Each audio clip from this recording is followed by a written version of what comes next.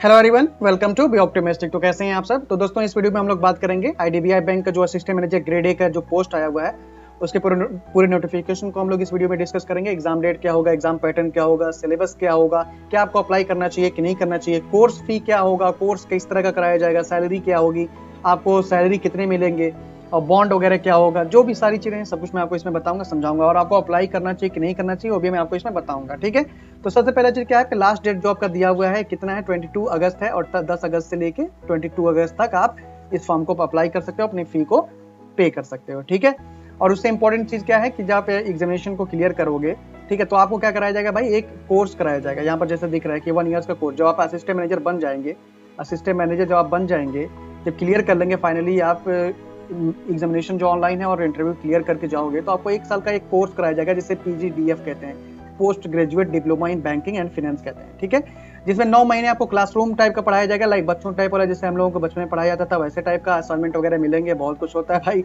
आपको ये अपना बचपन याद आ जाएगा। ठीक है, और 3 महीने की इंटर्नशिप मिलेगी आपको किसी भी आईडीबीआई बैंक के ब्रांच में। ठीक है, जब ये सब कंप्लीट कर लोगे तो आपको एक असिस्टेंट मैनेजर ग्रेड ए के फॉर्म में किसी भी ब्रांच में आपके अपॉइंट कर दिया जाएगा। समझ गए।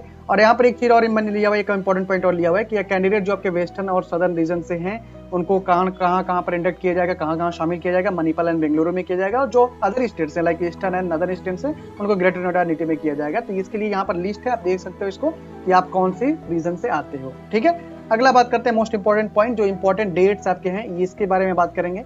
जो अभी मैंने पीछे बताया कि ओपनिंग जो डेट आपके हैं कितनी है, 10 अगस्त से लेके क्लोजिंग डेट जो आपकी है 22 अगस्त तक है। ठीक है, और अपनी फी भी क्या कर सकते हो आप, 10 अगस्त से लेके 22 अगस्त तक दोनों डेट को इंक्लूसिव है, ये मिले हुए हैं, इसमें कर सकते हो। और जो आपका एग्जामिनेशन होगा, जो ऑनलाइन आपका एग्जामिनेशन, एक ही एग्जाम है खाली, जैसे मेन कह लो या एक सिंगल एग्जाम कह लो, ये जो एग्जाम होगा आपका ये 4 सितंबर को होगा। मतलब अराउंड आपके पास जो दिन बचे हुए हैं 24 से 25 दिन बचे हुए हैं आज को मिलाकर। ठीक है, इतने दिनों में आपको इसकी तैयारी करनी है और इसके बाद से आपका एग्जाम हो जाएगा। ठीक है, अगला बात करते हैं कि आपका टोटल वैकेंसीज कितनी है और एसेंशियल क्वालिफिकेशन क्या होना चाहिए। टोटल वैकेंसी 650 वैकेंसीज हैं, यूआर में 265 वैकेंसीज हैं, एससी में 97 है, एसटी में 48 है, ईडब्ल्यूएस में 65 है और ओबीसी में 175 है। और ये पीडब्ल्यूडी के अंतर्गत ये सारी वैकेंसीज इतनी आ रही हैं। ठीक है, और इसमें जो मिनिमम एज होना चाहिए क्या होना चाहिए, 21 ईयर्स होना चाहिए। मैक्सिमम एज जो होना चाहिए क्या होना चाहिए, 28 ईयर्स होना चाहिए। और जनरल के लिए कितना होना चाहिए, 60%। जनरल नहीं, इवन ओबीसी और ईडब्ल्यूएस, ये तीनों के लिए क्या होना चाहिए, ग्रेजुएशन में, ग्रेजुएशन की डिग्री कहीं से भी ले सकते हो आप, किसी भी रिकॉग्नाइज्ड यूनिवर्सिटी जो की होती है वहां से ले सकते हो। जनरल ओबीसी ईडब्ल्यूएस के लिए 60% मार्क्स मिनिमम होना चाहिए, और जो एससी एसटी पीडब्ल्यूडी कैंडिडेट है उनके लिए 55% होना चाहिए। 60% वाले को भी मैं थोड़ा सा और समझाऊंगा आपको कि अगर आपके क्या है 59.99 है तो इसे क्या कहेंगे हम लोग, 60% नहीं ट्रीट करेगा आईडीबीआई, इसे क्या कहेगा, लेस देन 60% करेगा। अगर आपका 60.01% है देन ये आप 60% से ऊपर हो, आप अप्लाई कर सकते हो। आपका अगर 60.00% है मतलब आप अप्लाई कर सकते हो, लेकिन अगर 59.99% है अप्लाई नहीं कर सकते हो अगर आप जनरल, ओबीसी या ईडब्ल्यूएस कैंडिडेट हो तो। ठीक है, इसी तरह same as it is SC ST और पीडब्ल्यूडी के लिए अगर 44.99% है इसे हम लोग लेस देन 55% ट्रीट करेंगे और आप अप्लाई नहीं कर सकते हो। ठीक है, और एज रिलैक्सेशन वगैरह आपका जो गवर्नमेंट गाइडलाइंस है उसके हिसाब से दिया जाएगा। ठीक है, एससी एसटी पीडब्ल्यूडी और ओबीसी कैंडिडेट को। ठीक है, अब अगला बात कर लेते हैं। जैसा मैंने पीछे बताया था कि जो मिनिमम एज कितना होना चाहिए आपका 28 ईयर्स होना चाहिए, और मैक्सिमम एज कितना होना चाहिए 21 ईयर्स होना चाहिए मिनिमम, मैक्सिमम एज होना चाहिए 28 ईयर्स।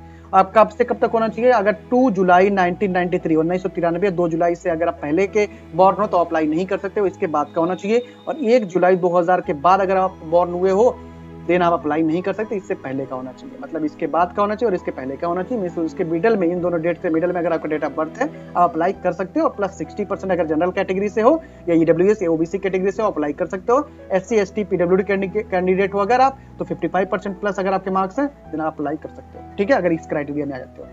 और ये जो आपके एज रिलैक्सेशन है ये गवर्नमेंट गाइडलाइन जो आपकी होती है सेंट्रल गवर्नमेंट की, उसके हिसाब से एससी एसटी के लिए 5 ईयर्स दिया गया है, ओबीसी के लिए नॉन क्रीमी लेयर जो होते हैं उनको जनरल की तरह ट्रीट करते हैं, तो इसे नॉन क्रीमी लेयर यहाँ मेंशन किया हुआ है, उनको 3 ईयर्स एज रिलैक्सेशन दिया जाएगा।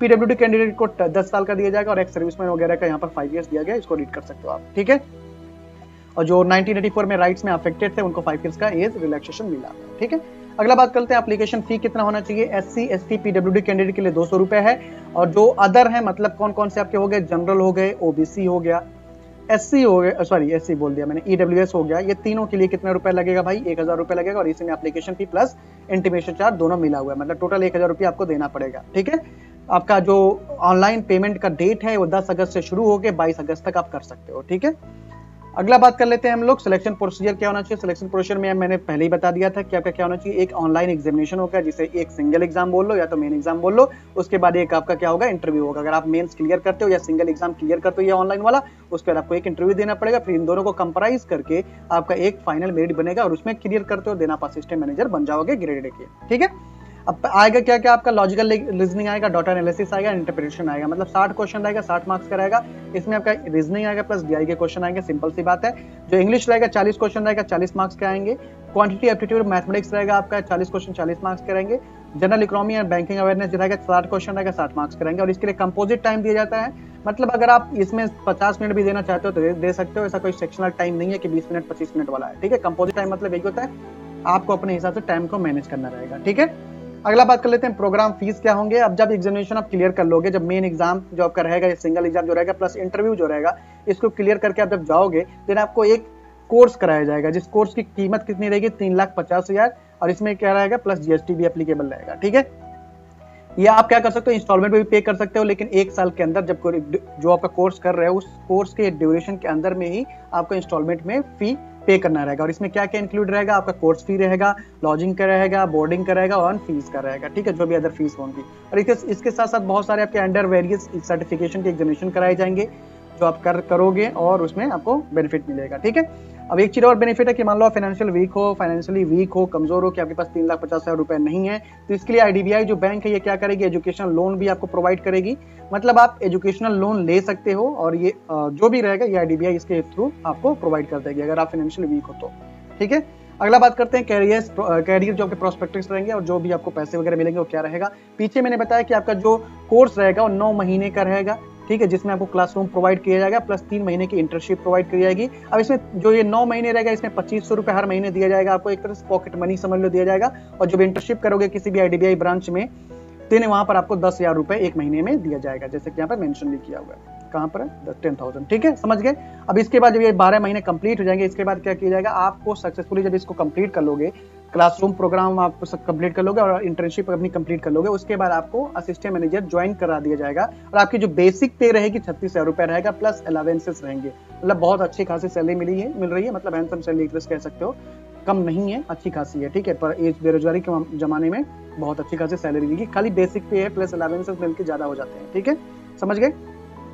अगला सर्विस बॉन्ड बहुत इंपॉर्टेंट पॉइंट है, बहुत जरूरी पॉइंट है, क्योंकि एक प्राइवेट बैंक है, यहाँ जानना ही बहुत जरूरी है कि सर्विस बॉन्ड कितने दिन का है, क्या है। सर्विस बॉन्ड सिंपली बता दे रहा हूँ कि 3 साल का है, और अगर आप 3 साल से पहले छोड़ देते हो, 3 साल और प्लस 2 लाख रुपए का सर्विस बॉन्ड आपको साइन करना पड़ेगा। ठीक है, प्लस जीएसटी। ठीक है, 2 लाख प्लस जीएसटी आपका एप्लीकेबल रहेगा, जो भी जीएसटी वो लगाएं उतना देना पड़ेगा 2 लाख के बाद। अब अगर इस 3 साल के पहले आप बैंक को छोड़ देते हो तो आपको क्या करना पड़ेगा, ये 2 लाख रुपए तो आपको देना पड़ेगा 3 साल के पहले। मान लो आप आज ज्वाइन किया आपने और 3 साल से पहले आपने क्या किया, आपका कहीं और सिलेक्शन हो गया, आईबीपीएस पीओ, एसबीआई पीओ, कहीं पर भी हो गया, आपने इसको छोड़ दिया आईडीबीआई पीओ को, 3 साल से पहले हो गया, तो आपको 3 साल से पहले 2 लाख प्लस जीएसटी तो देना पड़ेगा, प्लस उसके अलावा जो अगर आपने लोन ले रखा है तो उस लोन को भी आपको क्लियर करना रहेगा। ठीक है, ये चीज जानना बहुत ज्यादा जरूरी है स्टूडेंट के लिए। फिर से रिपीट कर देता हूँ इसी में से, 3 साल का एग्रीमेंट आपका रहेगा, एक तरह से बॉन्ड रहेगा, और 2 लाख रुपए का वो बॉन्ड रहेगा। और 3 साल से पहले अगर आप बैंक को छोड़ते हो, कहीं और सिलेक्शन होता है किसी भी वजह से, आपको 2 लाख रुपए देने पड़ेंगे प्लस जीएसटी देना पड़ेगा, जो भी एप्लीकेबल रहेगा। प्लस अगर आपने लोन ले रखा है, जो अपने 9 महीने की क्लासरूम पढ़ाई प्लस 3 महीने की इंटर्नशिप, मतलब 12 महीने के लिए जो लोन लिया था 3.5 लाख रुपए प्लस जीएसटी, ये अगर आपने ले रखा है देन भाई आपको ये भी अगर ड्यू है देन इसको भी पूरा करना पड़ेगा। ठीक है, देना पड़ेगा। और एक इंपॉर्टेंट पॉइंट, आपको क्या मतलब लिखना पड़ेगा, क्या हैंड रिटन डिक्लेरेशन है, पहला इसीलिए जान लो। सिग्नेचर और हैंड रिटन डिक्लेरेशन जो आपका होना चाहिए कैपिटल लेटर्स में नहीं होना चाहिए, जैसे हम लोग लिखते हैं उसी तरह से होना चाहिए। यानी कि आपने सब लाइक आपका नाम मान लो मनोज है तो आपने मनोज इस तरह से लिख दिया, ये इस तरह से आपका कैंसिल कर दिया जाएगा, आपको एलिजिबल आप नहीं रहोगे, आपका जो भी फॉर्म रहेगा उसको हटा दिया जाएगा। ठीक है, खराब कर दिया जाएगा। अब देखो डिक्लेरेशन में क्या लिखना है आपको, डिक्लेरेशन में जो ये चीज यहाँ पर दी हुई है यही चीज लिखना है भाई, इसको ख्याल से देख लेना। आई अपना नाम लिख लेना, ये मत लिख डालना नेम ऑफ द कैंडिडेट, मतलब यहाँ लिखना लाइक मान लो आपका नाम आई मनोज यादव है, मनोज तिवारी या कुछ भी ले लो, Manoj Tiwari comma hereby declare that all the information submitted by me in the application form is correct, comma वगैरह देखना, पंक्चुएशन वगैरह, true and valid, I will present the supporting documents as and when required, ये आपको करना है। ठीक है, मुझे लगा एक छोटा सा वीडियो बना के आपको समझाना चाहिए, अच्छे से सारी बातें समझ में आ गई होंगी। याद रखना इसमें बॉन्ड है 2 लाख रुपए प्लस जीएसटी का बॉन्ड है, जीएसटी का बॉन्ड है भाई 2 लाख रुपए और 3 ईयर्स का बॉन्ड है। अगर आप छोड़ते हो 3 ईयर से पहले आपको ये पैसे देने पड़ेंगे, प्लस अगर आपने लोन ले रखा है जो 12 महीने की आपकी पढ़ाया जाएगा आपको, जिसमें से 9 महीने की क्लासरूम है प्लस 3 महीने की इंटर्नशिप है, देन आपको यहाँ पर अगर आपने लोन ले रखा है 3,50,000 का प्लस जीएसटी जो भी है इस पर एप्लीकेबल रहेगा, देन आपको ये पे करना पड़ेगा। रिमेंबर इट, ठीक है। होपफुली सारी बातें क्लियर हो गई होंगी। अब एक बहुत ही इंपॉर्टेंट बात जो मैंने वीडियो के शुरू में भी बताया था कि क्या आपको अप्लाई करना चाहिए कि नहीं करना चाहिए। बिल्कुल आपको अप्लाई करना चाहिए। क्यों करना चाहिए? 1,000 रुपये ज़्यादा कुछ होते नहीं है भाई, अरेंज कर लो कहीं से भी 1,000 रुपये। जनरल कैंडिडेट अगर ओबीसी ईडब्ल्यूएस कैंडिडेट हो तो अरेंज कर लो, SC ST तो 200 रुपये ही लग रहे हैं भाई पीडब्ल्यूडी के लिए। देखो आपको अप्लाई करना चाहिए कि नहीं करना चाहिए। करना चाहिए बिल्कुल, क्योंकि एग्जामिनेशन जैसा आपका कैसा है भाई, जैसा आप बैंकिंग का एग्जाम देते हो वैसा ही है, लेकिन आपका मेन फोकस किस पे रहना चाहिए? जो आपका SBI का एग्जाम है, ठीक है, SBI अभी क्लर्क है, PO भी आएगा, जो आपका IBPS PO IBPS क्लर्क है इस पे फोकस करना चाहिए। और JEE का आपका क्या है, आपका RRBs के एग्जामिनेशन जो आपके हैं, ये इतने तो एग्जाम है, प्लस RBI भी आने के चांसेस हैं। तो इन सब पे मेन फोकस किस पे होना चाहिए आपका? इस पे होना चाहिए। प्लस सेकेंडरी फोकस किस पे रखना चाहिए आपको? IDBI पे रखना चाहिए। अगर IDBI में आपका सिलेक्शन होता है, इनसे पहले होता है तो ज्वाइन कर लेना, कोई दिक्कत नहीं है। लेकिन अगर आपको इन केस मान लो यहाँ पर कहीं किसी भी जगह पर सिलेक्शन आपका नहीं होता है, देन आपके पास ये रहेगा, क्योंकि एक अच्छी खासी सैलरी आपको प्रोवाइड कर रहे हैं जैसा PO को मिलता है, ठीक है। जरा कुछ दिक्कत नहीं रहेगा। आपको ज्वाइन भी करना चाहिए, प्लस आपको अप्लाई भी करना चाहिए इन माय ओपिनियन, क्योंकि आजकल इतना ज़रा अनएम्प्लॉयमेंट है, बेरोजगारी है कि आपको कुछ भी मिल जाए वो बहुत बड़ी चीज़ रहती है, ठीक है। देन आपका जो फिर से मैं बोल रहा हूँ मेन फोकस जो रहना चाहिए SBI IBPS RRB RBI पे रहना चाहिए, क्योंकि ये गवर्नमेंट परमानेंट एक तरह जॉब है, ये प्राइवेट है, यहाँ पर कुछ भी हो सकता है, सिक्योरिटी नहीं रहती है बस, और कुछ दिक्कत नहीं है, ठीक है। आपको अप्लाई करना चाहिए और मेन फोकस अपने इन एग्जाम पर रखना चाहिए, ये एग्जाम को क्लियर करने पे फोकस करना चाहिए, ठीक है। अगर इसके बाद भी किसी भी तरह का डाउट हो प्लीज कमेंट करिएगा होंगी। अगर किसी भी तरह का डाउट हो इस वीडियो को देखने के बाद से, अगर आपने आखिरी तक देखा है, प्लीज नीचे कमेंट करिए, I will try to answer. हंसते रहिए, मुस्कुराते रहिए और मेहनत से पढ़ते रहिए। इस वीडियो को देखने के लिए thank you very much. Best of luck guys and God bless you all.